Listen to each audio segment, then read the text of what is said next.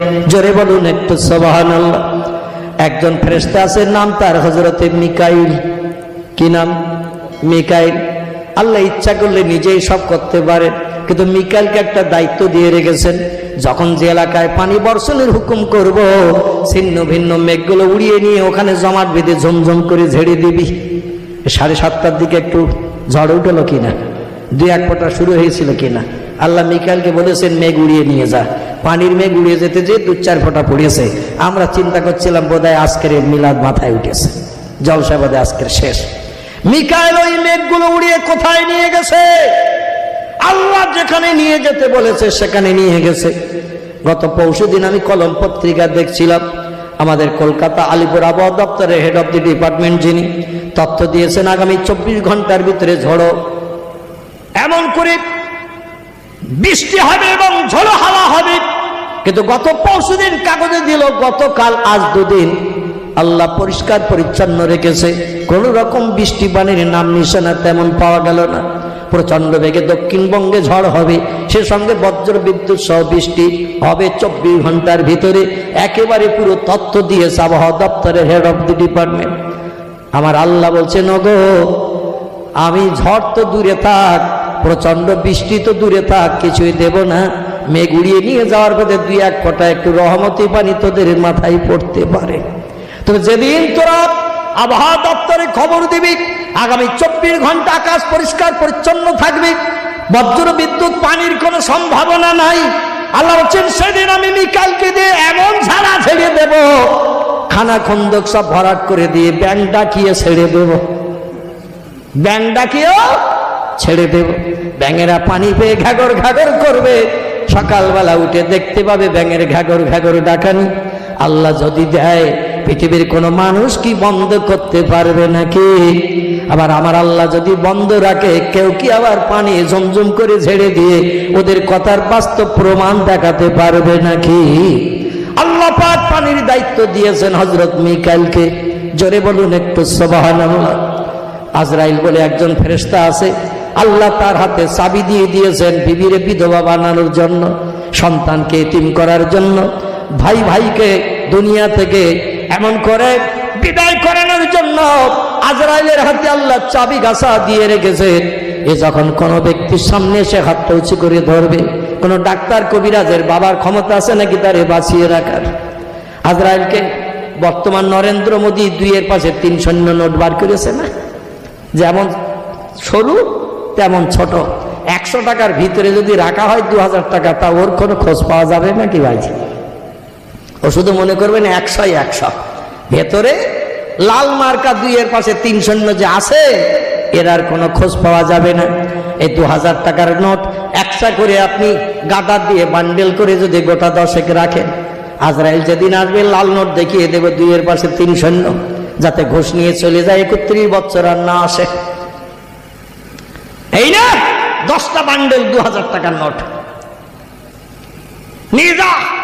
আজরাইল বলবে তোর মেম্বারের দে, প্রধানের দেখা, ওর ঘুম মাথায় উঠে যাক। প্রধানের যদি এ বান্ডেল দেখায়, প্রধান আর ঘুম হবে নাকি? বালি শুধু এ পাশাপাশ করবে, কি করে ওর কাছ থেকে ওই 10টা বান্ডেল হাতানো যায়? সামনে আমার টাকার দরকার। আমার ভাইরা, মেম্বার হালু চালু করবে, প্রধানের ঘুম উঠে যাবে। কিন্তু আজরাইল নোট দেখে কি কোন রকম দয়া পরবশ হবে? ওরা এসেছে চাবি মোড়া দেব, আল্লাহর হুকুম, কেউ রেহাই করতে পারবে না। আর একজন ফেরেশতা আল্লাহ রেখেছেন কাজের দায়িত্ব দিয়ে, নাম তার হযরতে ইসরাফিল, যার কথা আমি বলতে চাইছিলাম। একে কোহে কাপের গুহার ভিতরে আল্লাহ বসিয়ে রেখেছেন একটা সিংহা হাতে দিয়ে। ও সিংহা নিয়ে চুপ করে বসে রয়েছে। আল্লাহ যেদিন বলবেন সেদিন সিংহার এক মুখে একটু ফু দেবে, আর এক মুখ দিয়ে হাওয়া বেরিয়ে যাবে। সুপার সাইক্লোন, টর্নেডোর ঘূর্ণিঝড় পৃথিবীতে চালু হয়ে যাবে। দুনিয়ার বাড়িগুলো সব গাড়ির চাকার ন্যায় পাক খেতে খেতে ছুটবে। গাছগুলো সব পাখি যেমন শূন্য ডানা মেলে ওড়ে, দুনিয়ার সমস্ত গাছগুলো এইরকম পাখির মতো উঠতে উঠতে চলে যাবে। পৃথিবীতে যত পাহাড় পর্বত রয়েছে, পাহাড়ের সব পাথরের চাইগুলো তুলায় হাওয়া লাগলে তুলাগুলো যেমন উড়ে যায়, ঘড়িতে হাওয়া লাগলে ঘড়িগুলো যেমন ওড়ে, পাহাড়ের বড় বড় পাথরের চাইগুলো সেদিন ইসরাফিলের সংজ্ঞার ফুৎকারে তুলার মতো ঘড়ির মতো শুধু উড়ি উড়ি চলে যাবে। ওয়াতাকুনুল জিবালু কাল ইহনিল মানফুস। কোরআন সত্য না মিথ্যা? 50 টন পাথর যদি 10-20টা 50টা লোকের বলে একটু উঁচু কর, বলে হুজুর ক গ্লাস খেয়েছেন? 50 টন ওজনের বড় পাথরের চাই। 20-50টা লোকে যদি বলে একটু উঁচু কর, বলে ক গ্লাস খেয়েছেন হুজুর? 2-5 হাজার লোক আসলে উঁচু করতে পারবে না, ঠিক কিনা? আর সেদিন ইসরাফিলের একটা ছোট্ট সিঙ্গার ফুৎকারে দুনিয়া এমন ঝড় শুরু হয়ে যাবে, 20-50-100 টন ওজনের পাহাড়ের পাথরের চাইগুলো তোলার মতো সেদিন উঠতে থাকবে। আল্লাহ বলবেন, পৃথিবীতে তোরাই তো তত্ত্ব দিয়েছিস 4 ভাগের 3 ভাগ পানি 1 ভাগ মাটি।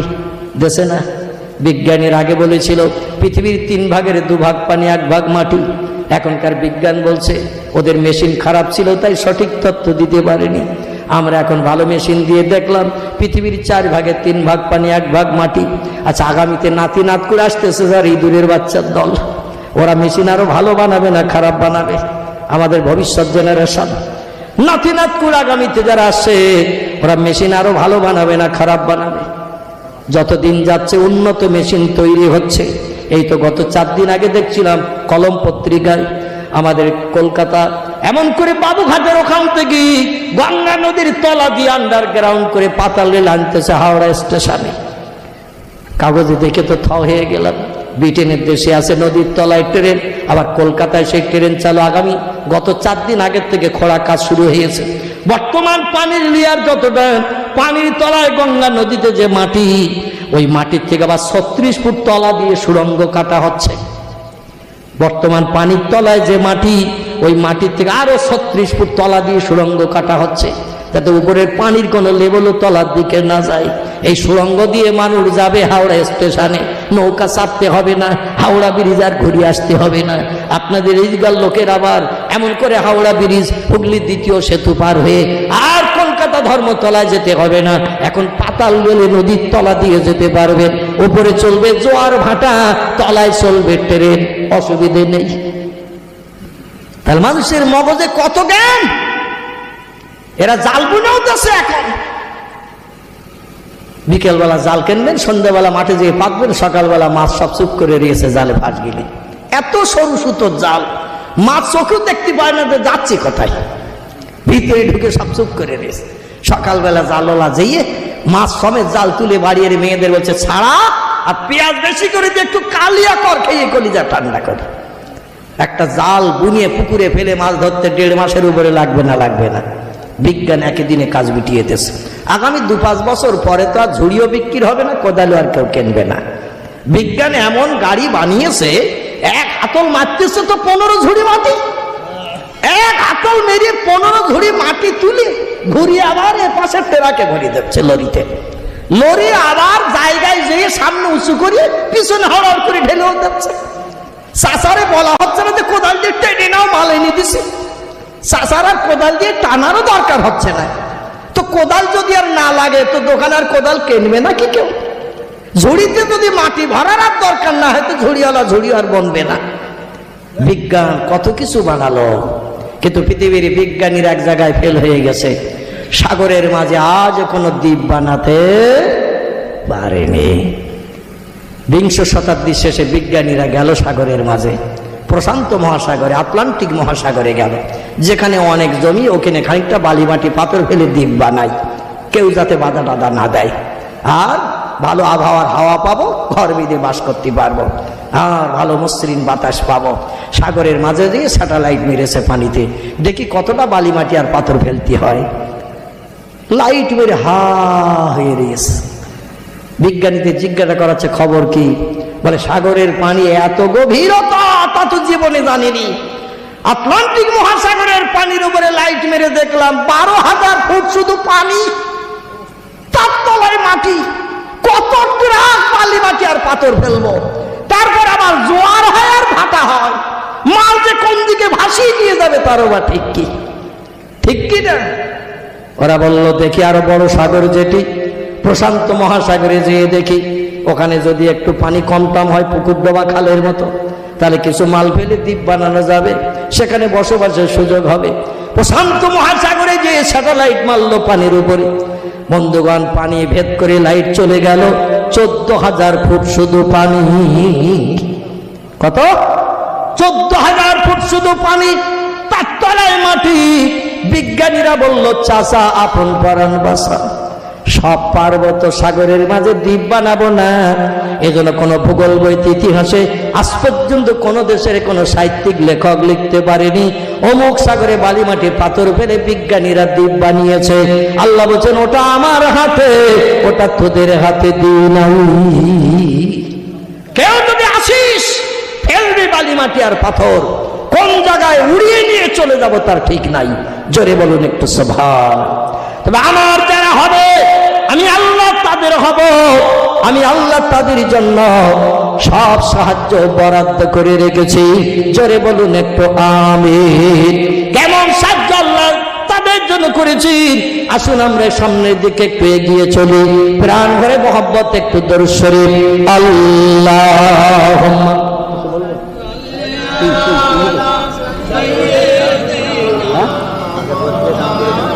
সাদা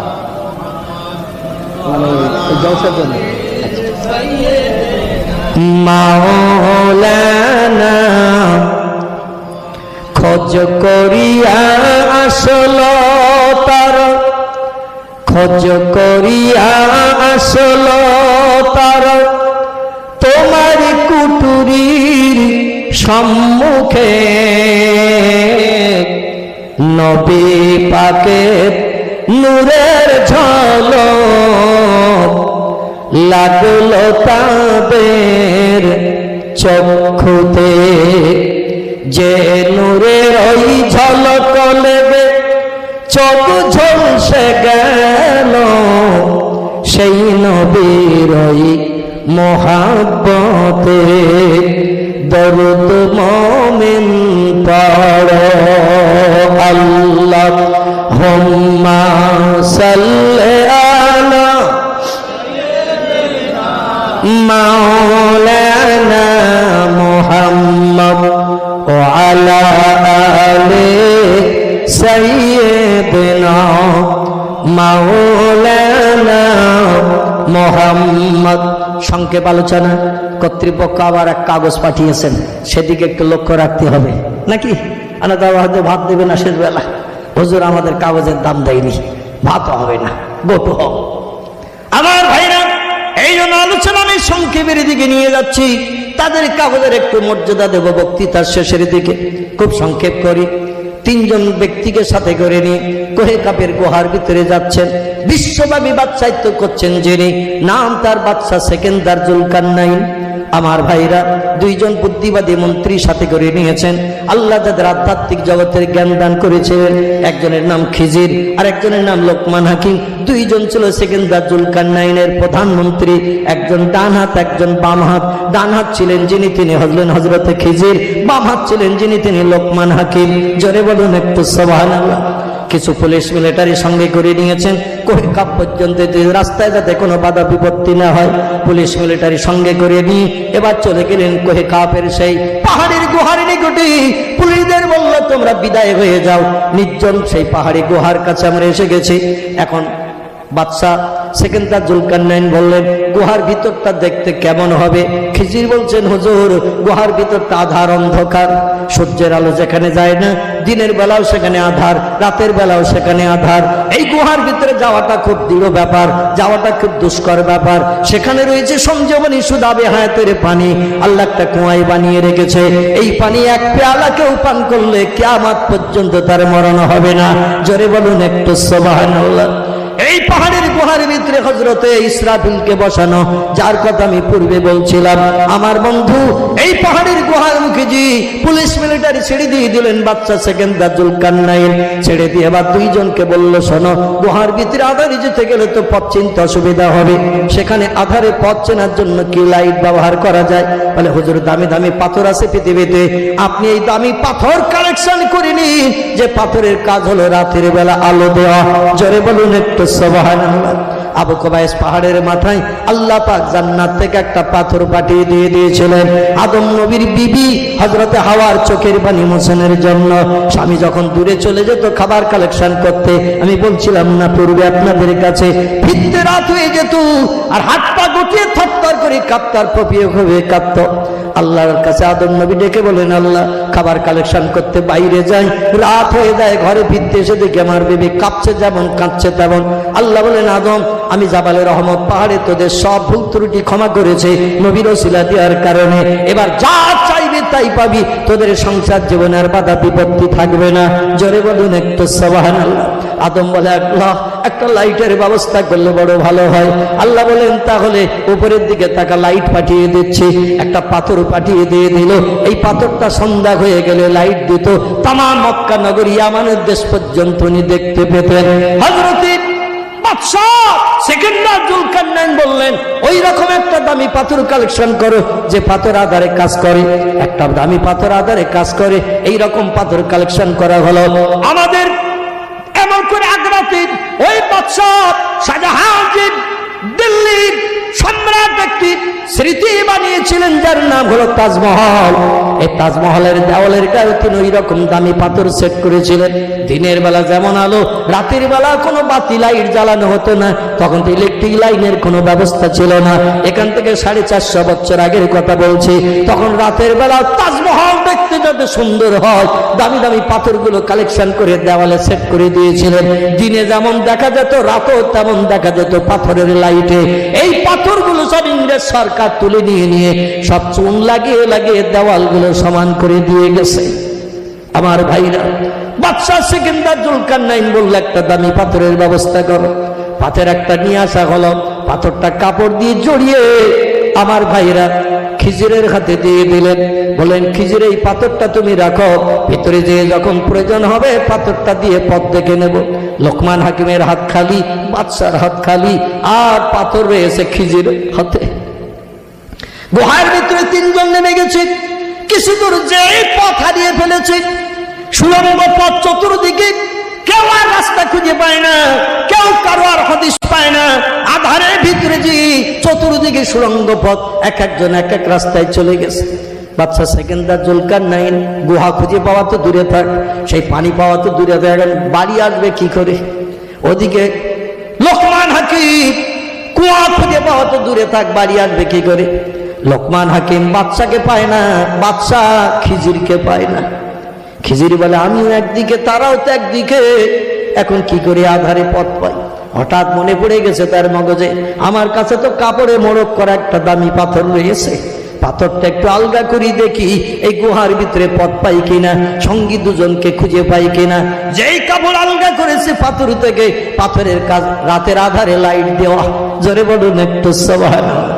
পাথর লাইট দিয়ে দিয়েছে টর্চ লাইটের আলোর মতো, আর গুহার পথ দেখতে পাচ্ছেন, সুড়ঙ্গ গুহার পথ। উনি মনে মনে চিন্তা করছেন, আমার সঙ্গীরা বোধহয় এই রাস্তা দিয়ে গিয়ে গেছে। সামনে চলতে শুরু করেছে তলার দিকে, চলতে চলতে চলতে চলতে একেবারে শেষ প্রান্তে তলায় এসে দেখে সেখানেই সেই পানির কুয়া, আবে হায়াত সালসাবিল। জোরে বলুন একটু সুবহানাল্লাহ। সঞ্জীবনী সুধা, যে পানি এক পেয়ালা পান করলে কিয়ামত পর্যন্ত মরণ হবে না। খিজির বলে, আল্লাহ কুয়ার ধারে যখন এসে গেছি, কোথায় বাচ্চা জানি না, কোথায় মন্ত্রী লোকমান হাকিম তো জানি না, আর এই পানির কুয়ায় এসে ফিরে যাব নাকি? আমার মগজে তো কিছু জ্ঞান তুমি দিয়েছ, জ্ঞানের মর্যাদা দিতে যে হযরতে খিজির পানি তুলে নিয়ে পান করে নিলেন। পানি পান করে নিয়ে এবার 2 জন আপনজনকে খোঁজ করতে শুরু করে দিয়ে দিলেন। খুঁজতে খুঁজতে কিনারায় এসে দেখে 2 জন ডাঙায় এসে দাঁড়িয়ে রয়েছে। 2 জন গুহার মুখ দিয়ে বেরিয়ে বেরিয়ে উপরে এসে হাজির হয়েছে। বলে, এত সময় তুমি ছিলে কোথায়? তোমার জন্য আমরা তো অপেক্ষায় ছিলাম, শেষ পর্যন্ত তোমাকে পাই না পাই, এই জন্য ঘন্টার পর ঘন্টা অপেক্ষায়। উনি বললেন, আমি লাইট ব্যবহার করে সেই কুয়ার কাছে গেছি, আর কুয়া থেকে পানি উঠিয়ে পান করে আমি ফিরে চলে এসেছি। এজন্য তাফসীরের কিতাবে এসেছে, কিয়ামত পর্যন্ত খিজিরের মরণ হবে না। ওই যে পানি পান করেছিলেন খিজির, আল্লাহ কিয়ামত পর্যন্ত তার হায়াত দিয়ে দিয়েছেন। খিজিরের মরণ হবে না কিয়ামত পর্যন্ত। আর একজন ব্যক্তির মরণ হবে না কিয়ামত পর্যন্ত, সে হলো শয়তানের রাজা। নাম কি তার? ইবলিস, শয়তান। এর মরণ হবে না কিয়ামত পর্যন্ত। এই আল্লাহর কাছ থেকে পাওয়ারটা চেয়ে নিয়ে এসেছিলেন জান্নাত থেকে। আল্লাহ দুনিয়া যতদিন ধ্বংস না হবে ততদিন আমার মরণ করলে হবে না। আল্লাহ বলেন 70,000 বছরের ইবাদতের প্রতিদান ওটা আমি কবুল করে নিলাম। কিয়ামত পর্যন্ত বেঁচে থাকলে যদি খুশি হোস তো তোরা আমি কিয়ামত পর্যন্ত বাঁচিয়ে রাখবো। আমার ভাইরা, আর আমরা যারা এখানে বসে আছি সব পটল তুলবো না? আমরা হাজার চেষ্টা করলেও বাঁচতে পারবো না কি 2 সেকেন্ড? আইনামা তাকুনু ইউদরিকুমুল মাউতু ওয়ালাউ কুনতুম ফি বুরুজিম মুশাইয়াদা। আল্লাহ কোট করেছে মরণের হাত থেকে নিষ্কৃতির জন্য পাহাড়ের গুহার ভিতরে যদি কেউ ঢুকে যাও, লোহার আয়রন চেস্টের ভিতরে যদি কেউ তালাবদ্ধ হও, 1 সেকেন্ড আগে 1 সেকেন্ড পরে মরণ কারো হবে না, নির্দিষ্ট সময় মরণ হবে।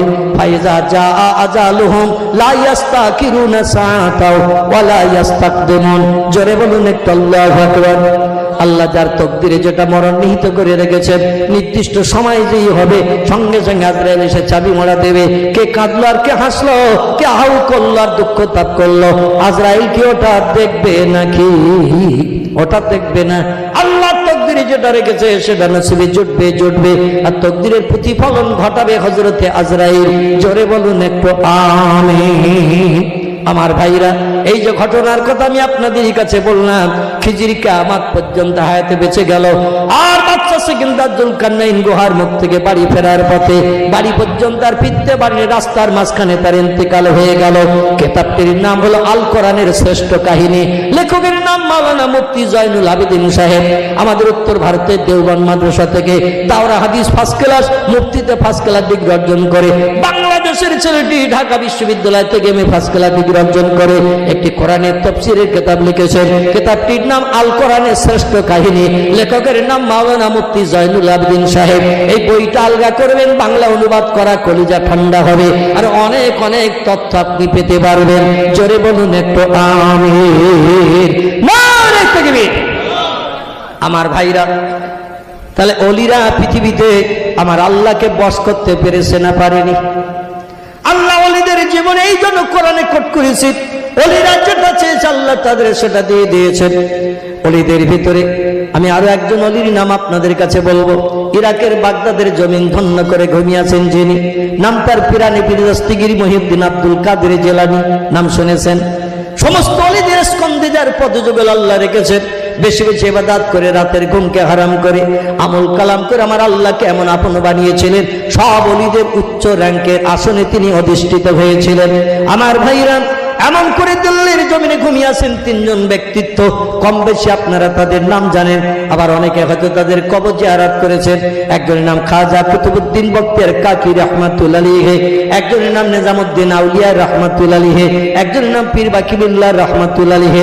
খাজা কুতুবউদ্দিন বখতিয়ার কাকি আমার ভাইরা তাকে মুরিদ করে পৃথিবীতে নজির সৃষ্টি করলেন, যার নাম শেখ ফরিদউদ্দিন আত্তার রাহমাতুল্লাহ আলাইহি, যিনি 1 দিন 2 দিন 3 দিন নয় আল্লাহকে আপন বানানোর জন্য 36 বছর কাল জঙ্গলে কাল কাটিয়েছিলেন। সুলতানুল আউলিয়া বাইজিদ বোস্তামি রাহমাতুল্লাহ আলাইহির নাম শুনেছেন, যিনি ভাইজান আমার অলিদের বাচ্চা হিসাবে মর্যাদা পেয়েছেন।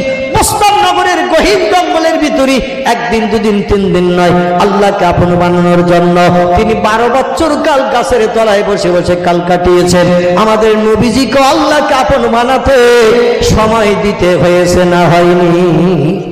আমাদের নবীজি যাকে না বানালে আল্লাহ কিছুই বানাতেন না, তাকেও তত সময় পর্যন্ত আপন বানাননি যত সময় না পর্যন্ত নবীজি একটানা 15 বছর বিবি বাচ্চা আপনজন ঘর বাড়ি ছেড়ে সেই হেরা পাহাড়ের মাথায় 3500 ফুট পাহাড়ের মাথায় নবীজি একটানা 15 বছর বসে বসে না কেঁদেছেন, আল্লাহ ততদিন পর্যন্ত নবীজিকে আপন বানাননি।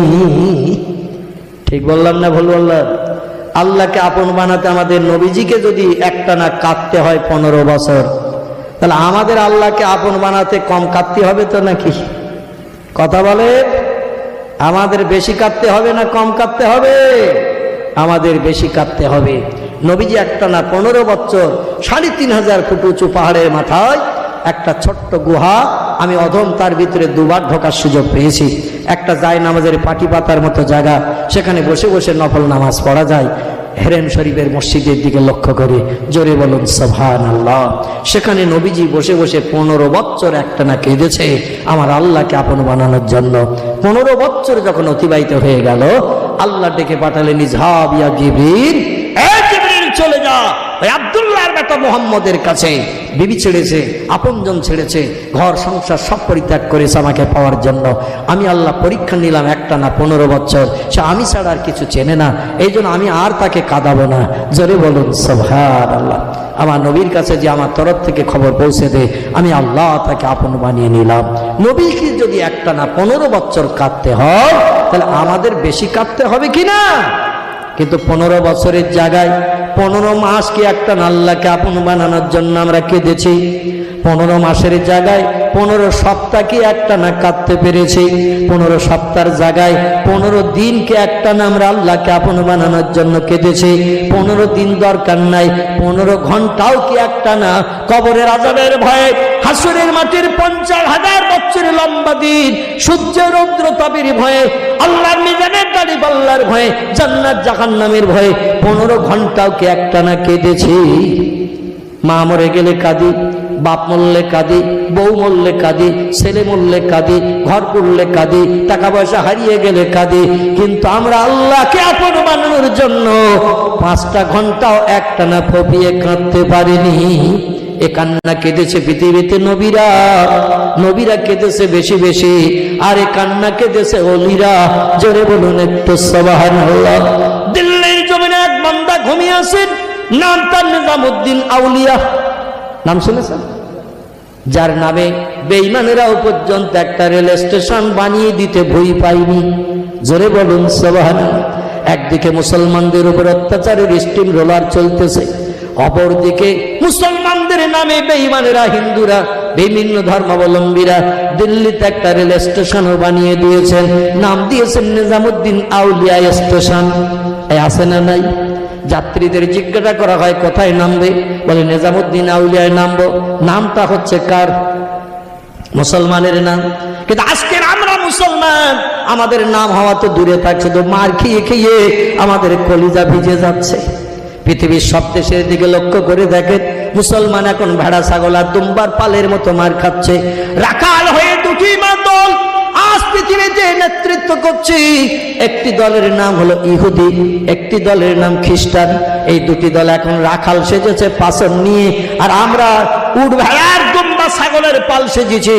আমাদের শুধু পিটিয়ে পিটিয়ে হাঁকিয়ে হাঁকিয়ে তাড়াচ্ছে। আমরা কিন্তু ছাগলের পাল, ভেড়ার দুম্বার পাল নই, আমরা হলাম পৃথিবীর শ্রেষ্ঠ জাতি। আল্লাহ কোরআনে কোট করেছেন, কুনতুম খায়রা উম্মতি। একটু চিল্লাই বলুন আল্লাহু আকবার, একটু জোরে বলুন আল্লাহু আকবার। আল্লাহ বলছেন, যত সৃষ্টি আমি বানিয়েছি, সমস্ত সৃষ্টির ভিতরে আমি মানুষকে শ্রেষ্ঠত্বের মর্যাদা দিয়েছি। তোমরা হলো আমার শ্রেষ্ঠ সৃষ্টি। জোরে বলুন একটু সুবহানাল্লাহ। আবার কোরআনে সূরা 3-এর ভিতরে আল্লাহ আমাদের মর্যাদা সম্পর্কে বলছেন, লাকাদ খালাকনাল ইনসানা ফি আহসানি তাকওয়িম। জোরে বলুন একটু আল্লাহু আকবার। আল্লাহ কোরআনে সূরা 3-এর ভিতরে বলছেন, যত সৃষ্টি আমি বানিয়েছি, সমস্ত সৃষ্টির ভিতরে মানুষকে শ্রেষ্ঠত্বের মর্যাদা দিয়েছি। মানুষের মতো সম্মান মর্যাদা আর কোন সৃষ্টি পাবে না। কিন্তু এখন আমরা তো আল্লাহর হতে পারিনি, এই জন্য আজ আমরা ছাগল ভেড়ার দুম্বার পালের মতো মার খাচ্ছি। আমার ভাইরা, মানুষ যারা পৃথিবীতে হয়েছে কোরআনে বর্ণিত মানুষ, তারা পৃথিবীতে নজির দেখিয়ে দিয়ে দিয়েছেন। এই নিজামুদ্দিন আউলিয়া শেখ ফরিদউদ্দিন আত্তার রাহমাতুল্লাহের কাছ থেকে মুরাকাবা মুসাদার সবক মস্ক করে আধ্যাত্মিক জগতের শৈলেশ্বরের মানুষ বলল, যখন শেখ ফরিদউদ্দিন আত্তার বললেন, বাবা নিজাম, আমার এই হজরায় মজলিসে তোমার আর থাকতে হবে না, তোমার যেটা পাওয়ার দরকার আল্লাহ সেটা দিয়ে দিয়েছে। তুমি একটু সমাজের মানুষের কাছে যে জনকল্যাণমূলক কাজ করে মানুষকে একটু হেদায়েত দান করো। জোরে বলুন একটু সুবহানাল্লাহ। হুজুর বলে দিয়ে দিয়েছেন, আমার এই মজলিসে তোমার আর থাকতে হবে না, আমার দরবারে তোমার আর থাকতে হবে না, তোমার যেটা প্রয়োজন আল্লাহ সেটা তোমাকে দিয়ে দিয়েছে। তুমি একটু জনসেবামূলক কাজ করে লোকালয়ে চলে যাও। হুজুরের নির্দেশ মতো চলতে চলতে শেখ ফরিদউদ্দিন আত্তারের কাছ থেকে দিল্লিতে চলে এসেছেন নিজামুদ্দিন আউলিয়া। খুব সংক্ষেপ করে বলি, আমার বন্ধু বর্তমানে যেখানে তার মজার কবর রয়েছে, ওরই পাশে ঝোপঝাড় জঙ্গল এখনো রয়েছে। উনি ঝোপের ভিতরে একটা তাবু গাড়লেন, হুজরা গাড়লেন। আপনি বলে কি, দিনের বেলা রাস্তায় যখন মানুষজন চলাফেরা করত, রাস্তার উপরে সে মানুষের কাছে বক্তৃতা করতেন। ওনার বক্তৃতা ছিল চম্বকের কানেকশন মার্কা। অলিদের বক্তব্য হলো চুম্বকের কানেকশন, আর আমাদের বক্তব্য হলো লোহায় লোহায় ঘর্ষণ। লোহার সঙ্গে লোহা লাগালে যেমন ঘর্ষণ হয়, আমাদের বক্তব্য হলো লোহায় লোহায় ঘর্ষণ, আর অলিদের বক্তব্য হলো চুম্বকের কানেকশন। জোরে বলুন একটু সুবহানাল্লাহ। ওয়াজ করেছেন ফুরফুরা পীর সাহেব আবু বকর সিদ্দিক রাদিয়াল্লাহু আনহু। তার ওয়াজে কাজ হয়েছে না হয়নি? ওনার বড় সাহেবজাদ আব্দুল হাই সিদ্দিকী রহমত আলী ওয়াজ করেছেন, ওয়াজে কাজ হয়েছে, চুম্বকের কানেকশনে কাজ হয়েছে। মেজলা হুজুরের ওয়াজে কাজ হয়েছে, সেজলা হুজুরের ওয়াজে কাজ হয়েছে। ছোট হুজুরের অনেক কারামাত আমাদের 24 পরগনায় বাস্তব প্রমাণ। ওয়াজ শুনে বড় বড় বেঈমান ইমানদার হয়েছে। জোরে বলুন সুবহানাল্লাহ। বসিরহাটের আল্লামা রুহুল আমিন রহমাতুল্লাহের ওয়াজে কাজ হয়েছে। এনার ওয়াজ ছিল চুম্বকের কানেকশন।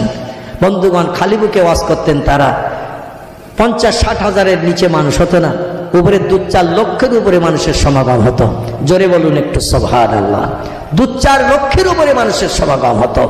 এই বিশাল সমাগমে খালি মুখে ওয়াজ করতেন তারা। সামনের মানুষটা যেমন শুনতে পেত, পিছনের মানুষটাও ঠিক একই রকম আওয়াজ শুনতে পেত। এখন হঠাৎ যদি এই মাইক বন্ধ হয়ে যায়, আমারও আওয়াজে পিছনের ভাইরা শুনতে পাবে তো নাকি? কথা বলেন। হঠাৎ কোনো কারণে যদি মাইক সেটে গন্ডগোল হয়, আমার কথা আপনারা পিছনের ভাইরা শুনতে পাবে। আলেম ওলামারা হালাল হারাম খেয়ে খেয়ে এদের যেমন গলা চেপে গেছে, শ্রোতারাও হালাল হারাম খেয়ে খেয়ে এদেরও কান তালা লাগা হয়ে গেছে। এখন খালি মুখে ওয়াজ করলে আর 10 কাঠা জমির ও মাথার লোক শুনতে পাবে না, ঠিক কি না? তাদের ওয়াজে তাসির ছিল, চুম্বকের কানেকশন ছিল। এনার ওয়াজ শুনে জনগণ মোহিত হয়ে যেত, পাগল হয়ে যেত।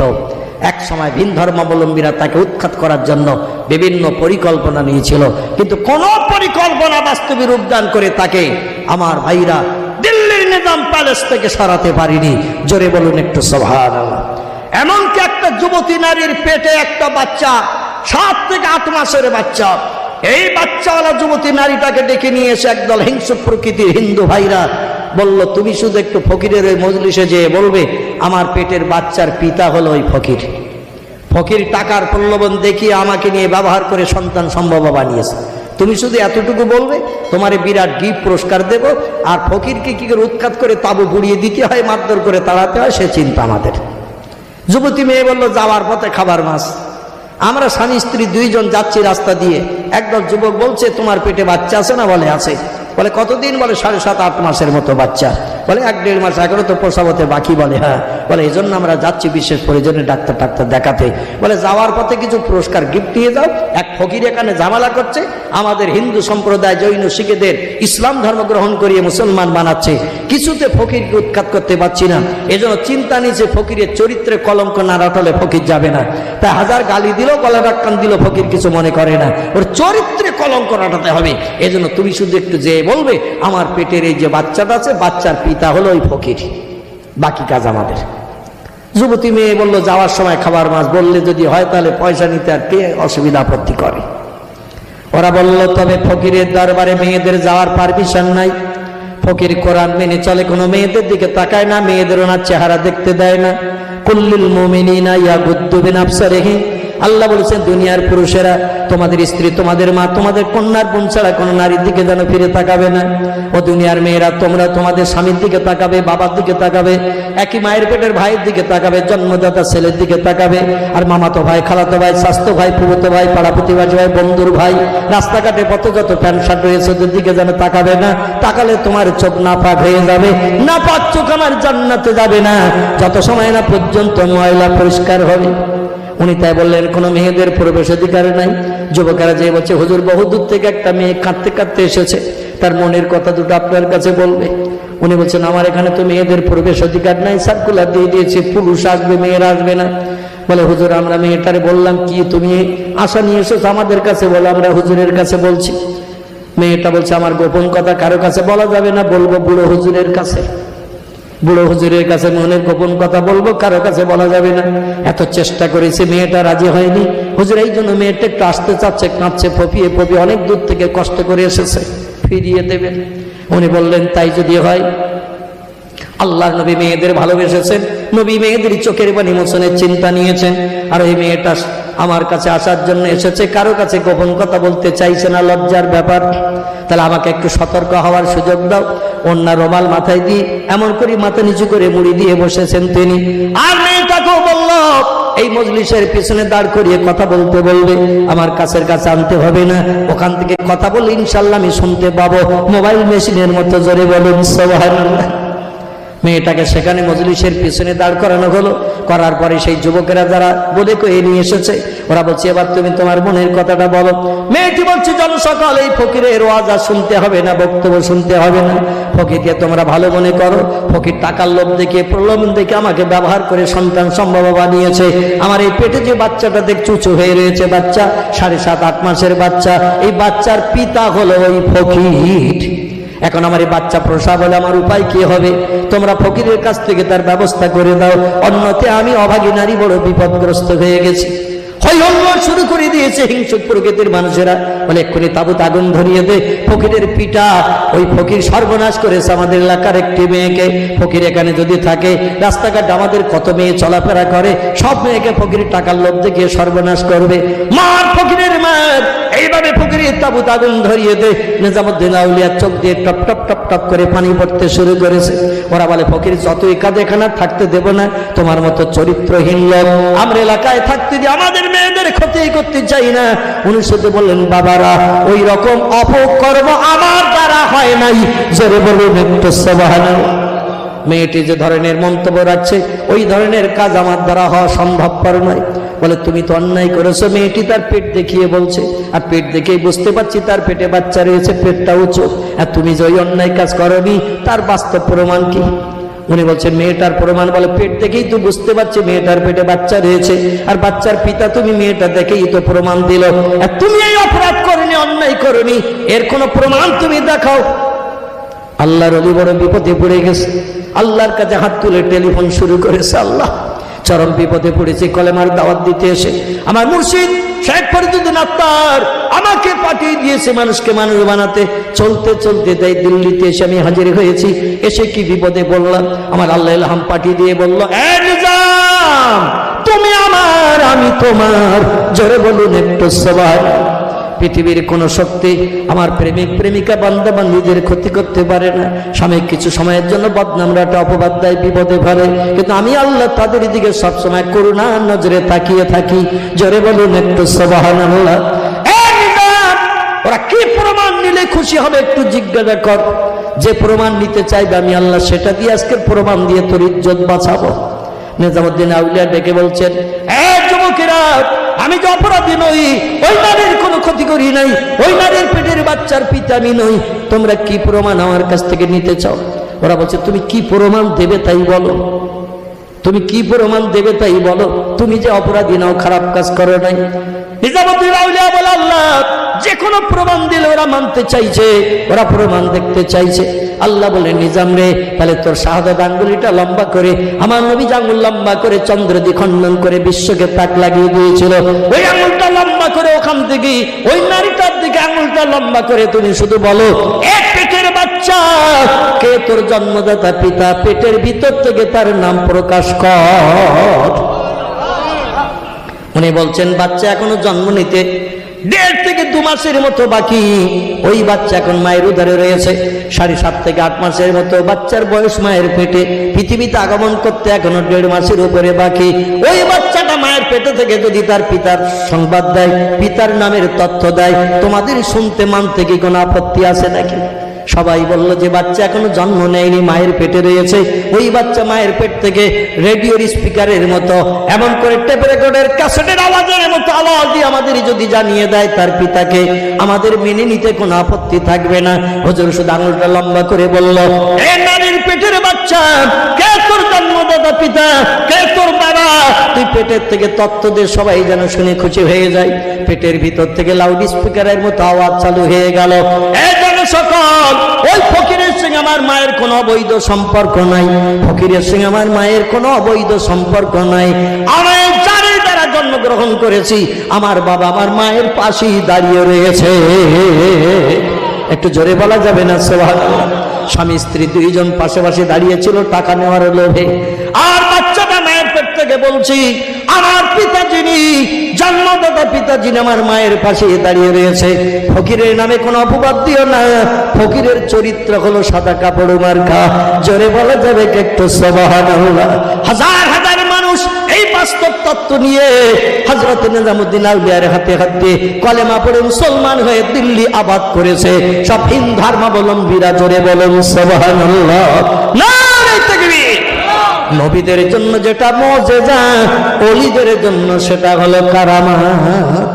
শরীয়তের ফতোয়ার কিতাব হেদায়ের ভিতরে এসেছে, ফতোয়া আলমগীরির ভিতরে এসেছে কারামাতুল আউলিয়ায়ে হাক্কুন। নবীদের মুজিজা যেমন সত্য, ওলিদের কারামাতও তেমন সত্য। নবীরা যেমন অলৌকিক ঘটনা পৃথিবীতে ঘটিয়ে নবী হিসাবে জনগণের কাছে প্রমাণ দেখিয়েছে, ওলিরাও কিয়ামত পর্যন্ত অলৌকিক ঘটনা ঘটিয়ে মানুষের কাছে প্রমাণ দেখাবে। কিন্তু আমাদের ভিতরে কি সেই মাল মশলা আছে নাকি?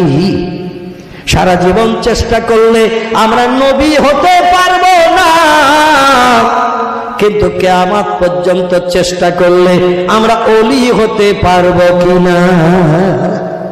নবীর খাতা বন্ধ, ওলির খাতা খোলা। আমরা চেষ্টা করলে কিয়ামত অবধি আমরা ওলির খাতায় নাম লেখাতে পারবো। আল্লাহ যেন সে তৌফিক দান করেন। সকলে বলুন আমিন। আমার ভাইজান, ওলির দরবারে এই বাৎসরিক ছেলে সব মাহফিল কর্তৃপক্ষের একটা কাগজ লিখে পাঠিয়েছেন। গত বছর বোধ আমি কালেকশন করেছিলাম, বললো আমার মনে নেই। কালেকশন করেছিলাম, আমার অত মনে নেই, আর অত মনে থাকারও কথা না, 1 বছর পরের ব্যাপার। এখন সেই আপনাদের কাছে একটু হাত পাতবো। দেখতে দেখতে